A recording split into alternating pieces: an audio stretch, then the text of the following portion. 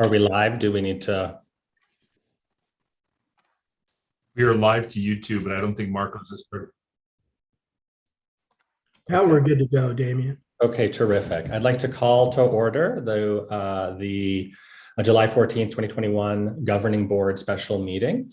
Mr. Sylvan, could you read the roll? I know it's not on the list, but because we're virtual, I think it's helpful. Sure, I'd be glad to. Catherine Ripley. Here. Damien Klenko. Here. Maria Garcia. Here. Meredith Hay. Present. Luis Gonzalez. I don't see him. Mr. Gonzalez, are you present?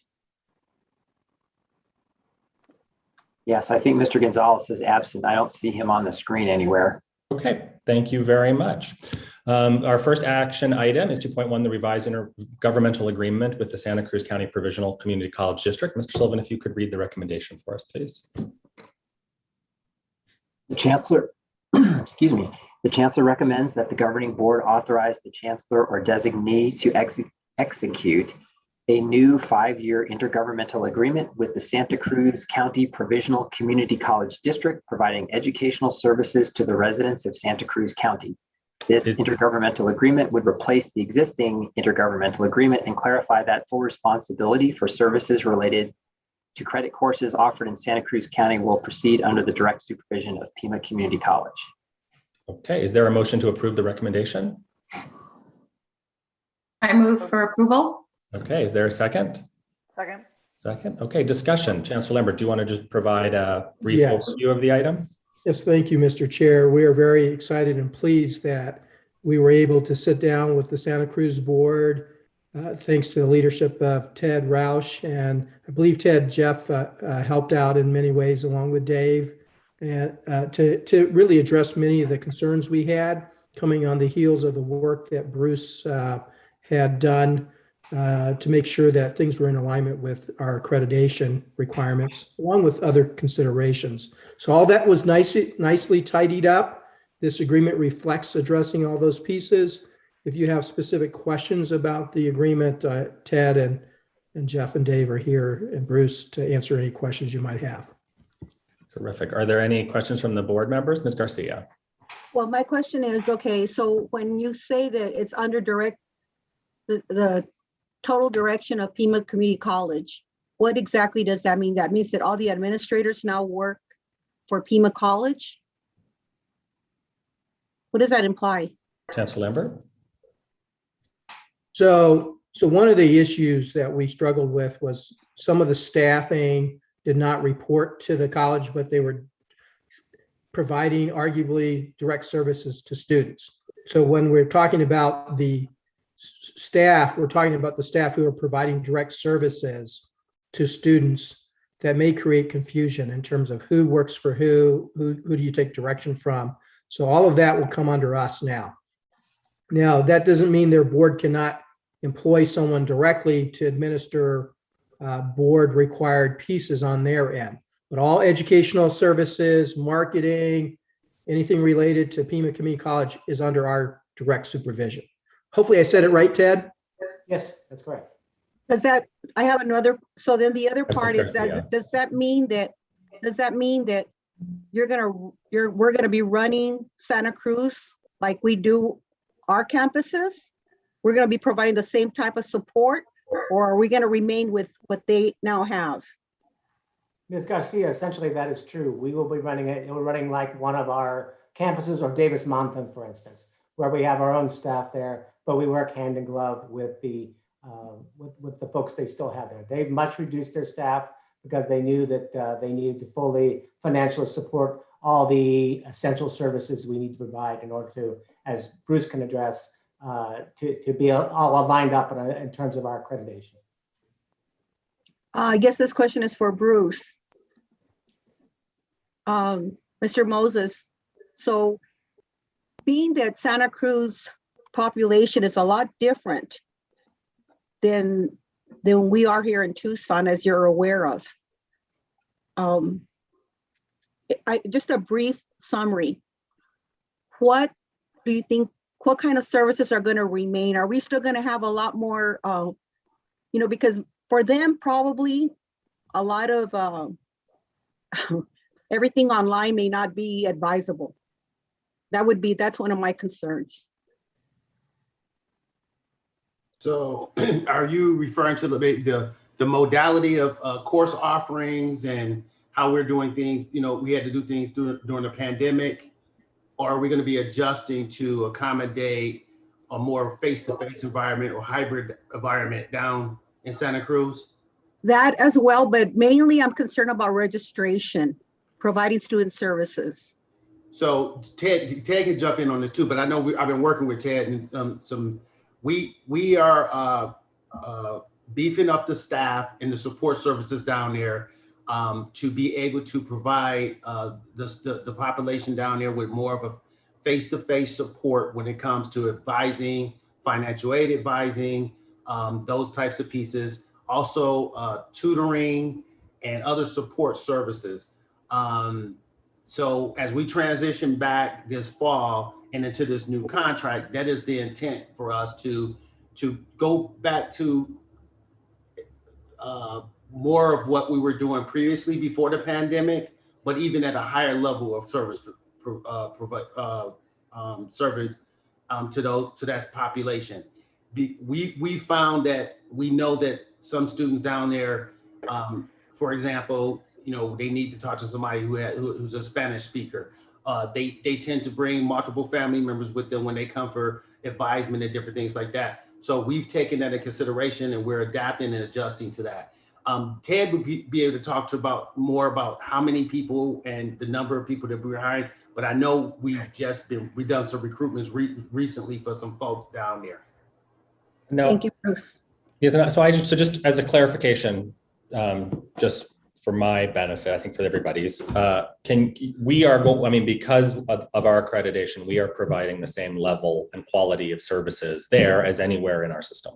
I mean, there should be no distinction and no difference in the quality and level of services. The words I always use, Chair, is we try to provide similar services. We will never be able to provide the same level just because of the distance, the challenge of finding but we will provide the same type of similar services to those students. So there won't be gaps in like, oh, students down there don't receive X, Y, and Z. But for example, there might not be clubs at that location. There may not be certain things like that we do at West Campus and other campuses, but for academic purposes, for support services, for like revising, that will all be in place. Good. Thank you for that clarification.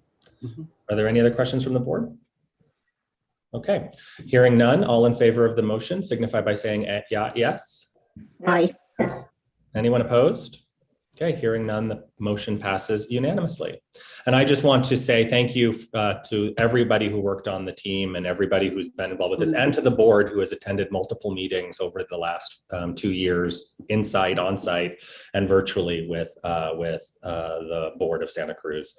And I just want to say, for the record, thank you to Santa Cruz for continuing to work with us to engage in this effort to be able to provide these educational services. I really believe that through this renewed partnership and clarification, we'll really be able to provide a better quality education to all of the students in Santa Cruz. So again, thank you to everybody for the tremendous work it took to get us to here. I know it was a lot. I think it would also be very useful if in 6 months we could get a report of how things are going to the board, and just sort of maybe for the first, maybe every 6 months for the next maybe 3 cycles, just so we have confidence that things are moving smoothly and that we're not hitting hiccups that we've experienced in the past, because we are really truly committed to this being smooth and operating effectively. So let's get that on the calendar for towards the end of the year. So again, thank you very much, and especially Ted, thank you for all of your hard work as our lead on this. Okay, the next item on our agenda is the intergovernmental agreement with Pima County Pima Animal Care for the Federal Work Study Student Employment Program. Mr. Sylvan, if you could read the recommendation. Chancellor recommends the governing board authorize the chancellor or designee to execute a 2-year intergovernmental agreement with Pima County Pima Animal Care Center to support community service required by the Federal Work Study Employment Program for the period from July 1st, 2021 to June 30, 2023. Do I have a motion to approve the recommendation? So moved. Is there a second? Second. Second. Chancellor Lambert, do you want to provide just a very brief, again, overview? Yes. So as you know, as part of our Title IV obligations in order to receive federal financial aid and to administer the federal work study program, one component is in some cases tied to community service. So being able to have key partnerships in which to do that for our students is critical for us. And so we're so pleased that the county, the Pima Animal Care Center, is in partnership with us to provide that as an work study option for our students. And if you have any technical questions, Bruce is here to be able to answer those. Are there any questions for Chancellor Lambert? I have one question. Yes, Well, go it would be ahead, for Ms. Bruce. Garcia. Go Sorry. ahead. Oh, yeah. Bruce, so the people that are involved in the work study, is that students that are enrolled in the veterinary program? Typically, those are students who have an interest in that program or are enrolled in that program. But we are, like with other programs and collaborations we have, sometimes there's students that are just federal work study students who might not necessarily be involved in their program, but just might have an interest or just, it's particularly in this case, are animal lovers and just want to be a part of that collaboration. All right, thank you. Any additional questions? Okay, hearing none, all in favor of the motion signify by saying aye. Aye. Aye. Dr. Hay? Yeah, I said aye. Okay, I You didn't. missed it. Anyone opposed? Okay, hearing none, the motion passes unanimously. The next item is our intergovernmental agreement with the Arizona State Purchasing Cooperative Agreement. Mr. Sullivan, if you could read the recommendation. Council recommends the governing board authorize the chancellor or designee to execute an intergovernmental agreement for participation in cooperative purchasing administered by the State of Arizona Procurement Office in accordance with Arizona Revised Statutes, Section 41-2631 and Section 11-952. Do I have a motion to adopt the recommendation? So moved. Is there a second? Second. Okay. Discussion, Chancellor Lambert. Mr. Chair, so this is just a regular thing that we do to make sure we stay in compliance with our procurement requirements, but also as noted in the justification, this allows us to leverage the combined resources of the state, the different entities, the different contracts that have been established. So this just allows us to continue to participate in that program. And if you have technical questions, Dave is here to be able to answer those. Are there any questions for Chancellor Lambert? Okay, hearing none. All in favor of the motion signify by saying aye. Aye. Aye. Aye. Aye. Anyone opposed? Hearing none, the motion passes unanimously. The next item is our contract amendment for Baker Construction for the Aviation Technology Center expansion project. Mr. Sullivan, if you could read the recommendation. Council recommends the governing board authorize the chancellor or designee to execute an amendment to the agreement with Barker Construction for the Aviation Technology Center expansion project. The total value of the amended contract is not expected to exceed $15,500,000. Do I have a motion to adopt the recommendation? So moved. Is there a second? Second. Okay, discussion. Chancellor Lambert, do you want to give us a summary? And then Yes, we can- Mr. Chair, as we've brought this matter before the board in the past, there have been challenges with this project, primarily because of the site itself.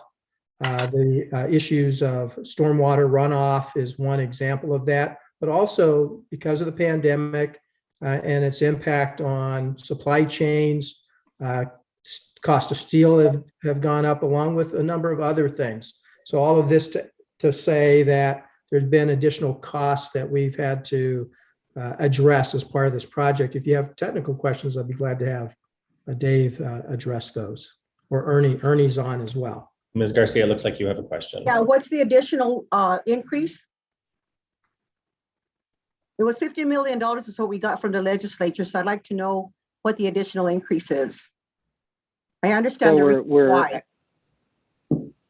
good afternoon, board members. What we're asking for is to increase what the board approved as a not to exceed number from 14 million to 15.5 million to cover the changes that Lee mentioned a few minutes ago. So it's an increase of 1,500,000, correct? Right, and there's a little bit of contingency in there, so it may end up being a little bit less than that in terms of the actual costs when it comes to the conclusion.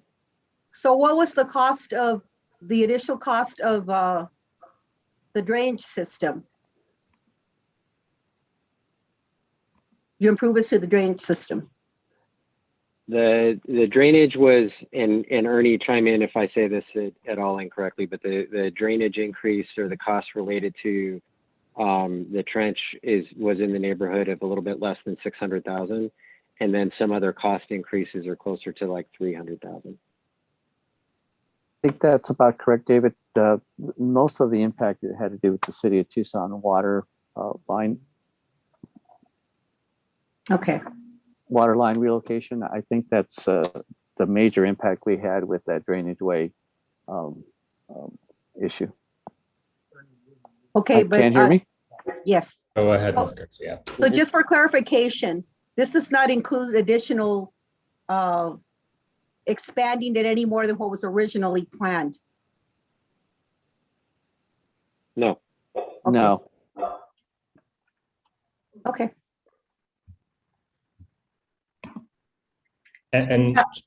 So I just have, Kat, Board Member Ripley, let me just ask a quick question. Do we anticipate, I mean, I just hope that we don't see additional overages as we get into the construction phase. Do we see any additional costs, or will the contingency cover the increase in base building materials that we're seeing nationally? I think the concern is going forward. Go ahead, Ernie, you answer first. Yeah, and I'll chime in after. I think we built in a little bit more contingency, hopefully never not to come back and cover what we're foreseeing as additional costs. David, I don't know if you concur with that or not, but that's what we're thinking. Yeah, no, I think we're probably okay with this project. I think Really? the concerns going forward is in terms of our future projects have some of the same risks associated with them. But some of those projects, the contractors bought materials ahead of time, et cetera. Ms. Ripley. No, I was just going to point out that in the board docs, it's all itemized there. And I think that it's pretty clear that this was unanticipated costs due to rise in construction. Is that correct? Dr. B? Yeah, correct. Okay, thanks. Chancellor Lambert, you are muted, unfortunately. Okay, sorry about that. Just to clarify, Mr. Chair, the project's already underway. I believe things have already come out of the ground now. The foundation's been poured. So we're well along the way now with the project. Okay. I would also add that actually, let me elaborate, because what Lee was talking about, that's why I'm saying the risk, I think, going forward would be on the projects that are upcoming. This one's actually pretty far underway, and I think we've got a pretty good our heads around the significant cost increases for this particular project. Ernie? Yeah, I was just going to add that the construction is well underway. You'll see if you go by the aviation center in Nogales, Iowa, you'll see the steel construction, the bones of the hangars being almost complete. Terrific. Okay. Are there any additional questions from the board? Okay. Hearing none, all in favor of the motion signify by saying aye. Aye. Aye. Aye. Aye. Anyone opposed? Hearing none, the motion passes unanimously. And Chancellor Lambert, I would think we would all love to see maybe the progress of the building. So if there's a way to arrange 1 or 2 tours that we could, with the team down there, we don't want to slow down the project in any way or make a big, production, but I think it would be great to just sort of see how the project is coming along and better understand the realities on the ground and really see how it's going to continue to impact and improve our program. We'd love to have you come out and tour. I'll have Andrea arrange for that. At some point, we wanted to do a beam signing like we did with the auto. We don't all have to be there at the same time, but can come in during a window of time for that piece, but we'd love to have you come out and see what's happening. Okay, thank you very much. Let's get that scheduled, and Andre, I'm sure will send out communications to us. The next item on our agenda is the contract amendment for Division 2 Construction Company, Inc. Mr. Sullivan, if you could read the recommendation. Chancellor recommends the governing board authorize the chancellor or designee to execute an amendment to the agreement with Division 2 for the West Campus Building F Science Lab renovation to add renovation of the organic chemistry lab to the scope of work. This amendment will increase the agreement by $1,931,936 for an amended contract amount of $6,771,290, and the total costs for the agreement are not expected to exceed $7.3 million. Do I have a motion to adopt the recommendation? So moved. Is there a second? Second. Chancellor Lambert, do you want to give us a brief overview and then? Yes, Mr. Chair. So as we were envisioning the renovation of the science project, we broke it down into essentially two parts, right? So the part that you've already approved, and then we had envisioned sometime in the future doing this organic chemistry component. I think now we're in a position to be able to do that. And so we're coming to you to get that authority to add that additional component so we can complete the whole picture of the lab remodels. If you have technical questions, we have Dave and Ernie here to answer those. Are there any questions from members of the board?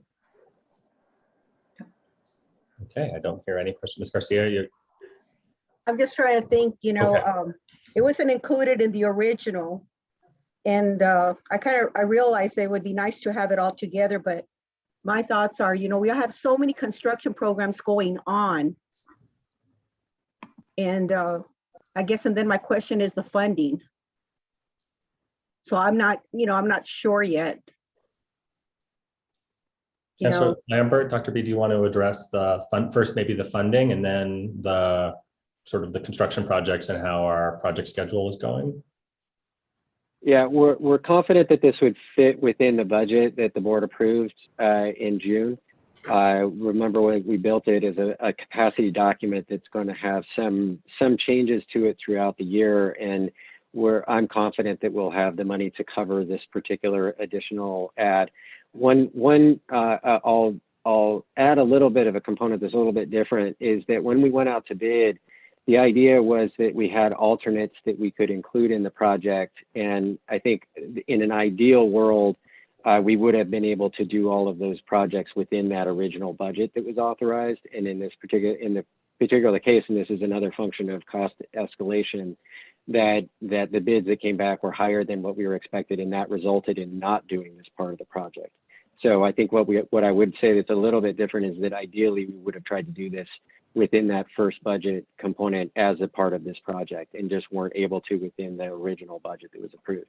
Now we're coming back saying we have capacity to do it. It's an ideal time to take that project on, and it will cost more to do it in the future as a separate project. Dr. Hay?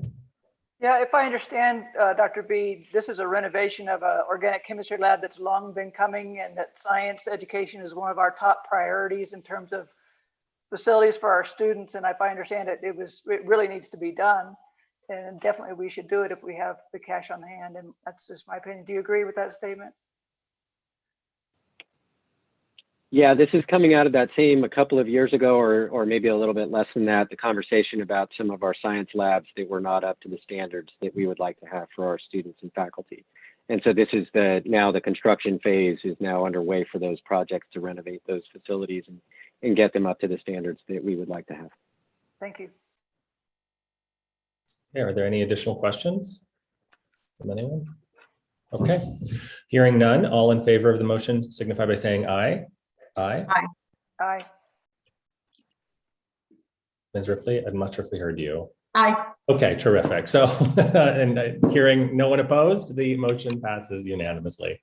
The next item is our contract, 2.6, the contract for CenturyLink for point-to-point wave internet connection and Metro Ethernet services from 2021 to 2024. Mr. Sullivan, if you could please read the recommendation. Chancellor recommends the governing board authorize the chancellor or designee to execute an agreement or agreements with CenturyLink for point-to-point wave, internet connection, and Metro Ethernet services. Such agreement or agreement shall be entered with CenturyLink in accordance with the college's procurement policies and procedures. Total cost for the 3-year agreement or agreements from 2021 to 2024 are not expected to exceed $741,312. Do I have a motion to approve the recommendation? So move. Okay, is there a second? I think Dr. Hay made the motion. Second. Okay, the second from Ms. Ripley. Discussion, Chancellor Lambert, if you want to give us a brief overview. Yes, Mr. Chair, we're very pleased that we will be able to address some of our challenges related to IT at our various locations under our current arrangement with First Digital. This is really going to open up better performance for us, build in necessary redundancies in case failure were to occur at one or more locations. And so I'm looking forward to a better just overall experience for us. I have on hand both Dave and Raj to answer any technical questions. I don't have any questions. I think it's great that I see in the memo that we're actually saving. There's a net savings of $300,000 over the period, which is terrific. So, again, we've had some issues with the internet. I know we've been working hard to make sure that those issues don't ever occur again. And I'm glad to see that we're proposing, again, state-of-the-art technology and systems that will help ensure that we have high-speed internet throughout the system. Are there any other questions from board members or comments? Okay, hearing none, all in favor of the motion signify by saying aye. Aye. Aye. Anyone opposed? Okay, hearing none, the motion passes unanimously. Finally, we have our contract, Cisco for a MP, umbrella, and any contact solutions 2021 to 2026. Mr. Sullivan, if you could read the recommendation, please. The Chancellor recommends the governing board authorize the Chancellor or designee to execute an agreement with Cisco to enhance IT security with an advanced endpoint malware and ransomware protection agent, umbrella, and any connect solutions. Total cost for the 5-year contract from August 2021 to August 2026 are not expected to exceed $1,080,308. Do I have a motion to adopt the recommendation? So moved. Is there a second? Second. Okay, discussion, Chancellor Lambert. Yes, Mr. Chair, as you know, in our current realities, cyber threats are ever increasing. And our current system, although it's held up well for us till now, is not going to be adequate for us going forward. So bringing in additional capability and infrastructure is going to be necessary. And we believe this agreement is going to go a long ways to help us to continue to be responsive to any ongoing threats. I have Dave B. and Raj here to answer any technical questions. Are there any technical questions for the Chancellor or the team or Raj? Okay. I will just say again, thank you, Raj, for all of the work you do to keep the systems intact and safe and free of malware and attacks. So keep up the good work. Let's hope we don't have a problem this year. Yes, Ms. Ripley. Yeah, I just wanted to say thanks too, because as you know, Maricopa Community College was attacked this year and has been several times. And it's better to be proactive than reactive. So I think this is a good thing. Okay. Is there another comment? No, I was just going to say thank you. Go ahead, Raj, go ahead. I was just going to say thank you for your support, and I will convey your thank you and your gratitude to the IT team who work day and night to keep us safe. Thank you. Any other comments? Okay, hearing none, all in favor of the motion signify by saying aye. Aye. Aye. Anyone opposed? Hearing none, the motion passes unanimously. And with that, we are adjourned. We'll see you all in August. Thank you all for making time for the special meeting. Thank you. Thank you.